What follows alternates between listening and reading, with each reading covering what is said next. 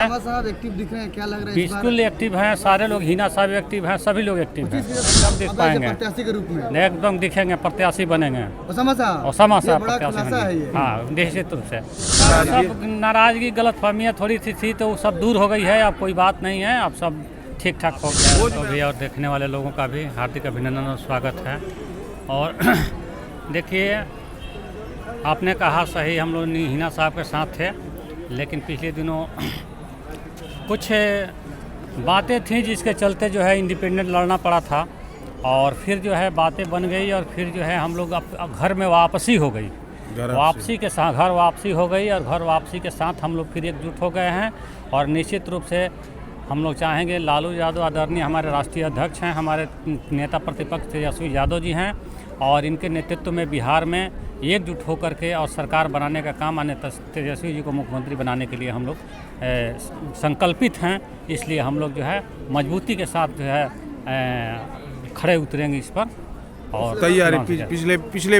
पिछले जितनी भी गलतफहमियां थी, जितनी भी बातें थी, सबको नाराजगी गलतफहमियां थोड़ी सी थी तो वो सब दूर हो गई है। अब कोई बात नहीं है, अब सब ठीक ठाक हो गया है। भोज में आप शामिल थे, कल के भोज में शामिल थे, क्या बातें हुई?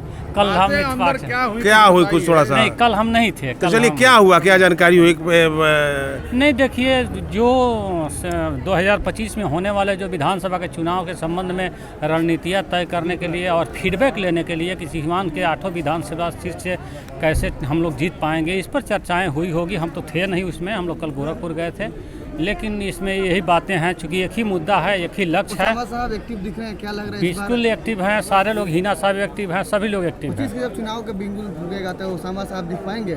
एकदम दिख पाएंगे, प्रत्याशी के रूप में एकदम दिखेंगे, प्रत्याशी बनेंगे। ओसामा साहब प्रत्याशी बनेंगे। हाँ, निश्चित रूप से राजनीति करना है। आज आपको क्या लगता है कि कुछ गलतफहमियां हैं जो अभी तक धरातल पर आम लोगों को दिख रही थी? नहीं, MOI समीकरण को लेकर बड़ी बड़ी बातें कही जा रही थी, उसको लेके परमात्मा राम जी की निजी सोच क्या है?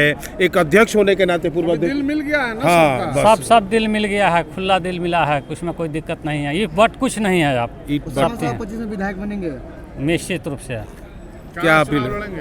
अब ये तय करेगी पार्टी है, जहाँ से भी लड़ेंगे, लेकिन लड़ेंगे चुनाव लड़ेंगे जी, चुनाव लड़ेंगे। क्या अपील रहेगी? तेजस्वी पीछे हैं, आप यहाँ हैं। नहीं, मैं वही बुलाहट आया था। तो बताइए, क्या अपील रहेगी सिवान की? अपील सिवान की जनता से होगी कि जो तेजस्वी जी के नेतृत्व में महागठबंधन की सरकार बनेगी, उसमें जन कल्याणकारी योजनाओं को लागू किया जाएगा।